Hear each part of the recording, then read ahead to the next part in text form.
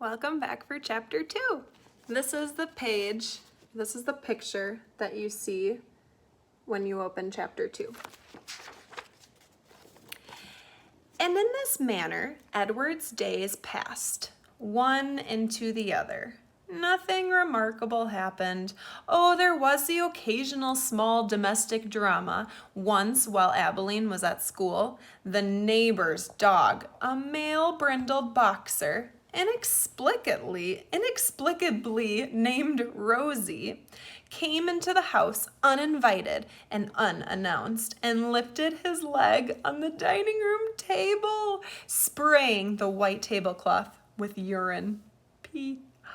He then trotted over and sniffed Edward, and before Edward even had time to consider the implications of being sniffed by a dog, he was in Rosie's mouth, and Rosie was shaking him back and forth, vigorously growling and drooling.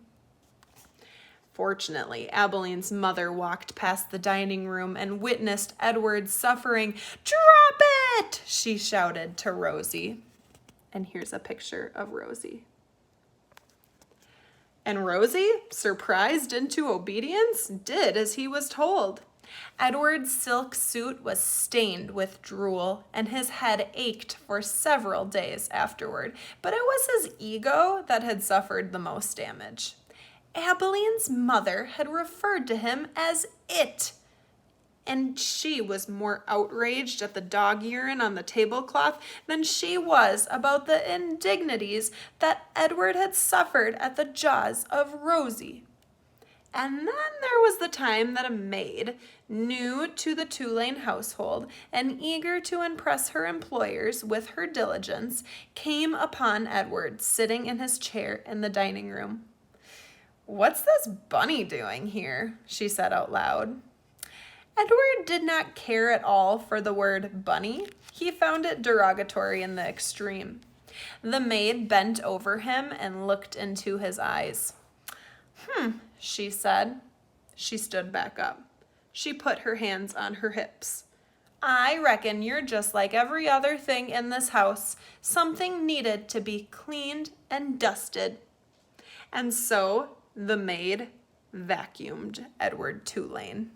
She sucked each of his long ears up the vacuum cleaner hose. She pawed at his clothes and beat his tail. She dusted his face with brutality and efficiency, and in her zeal to clean him, she vacuumed Edward's gold pocket watch right off his lap. The watch went into the maw of the vacuum cleaner with a distressing clank that the maid did not even seem to hear. When she was done, she put the dining room chair back at the table, and uncertain about exactly where Edward belonged, she finally decided to shove him in among the dolls on a shelf in Abilene's bedroom. "That's right," said the maid. "There you go." She left Edward on the shelf at a most awkward and inhuman angle. His nose was actually touching his knees, and he waited there with the dolls twittering and giggling at him like a flock of demented and unfriendly birds until Abilene came home from school and found him missing and ran from room to room calling his name. "Edward!" she shouted. "Edward!" There was no way, of course, for him to let her know where he was, no way for him to answer her. He could only sit and wait. When Abilene found him, she held him close, so close that Edward could feel her heart beating, leaping almost out of her chest in its agitation.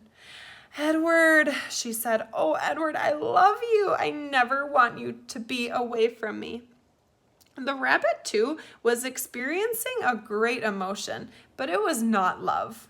It was annoyance that he had been so mightily inconvenienced, that he had been handled by the maid as cavalierly as an inanimate object, a serving bowl, say, or a teapot.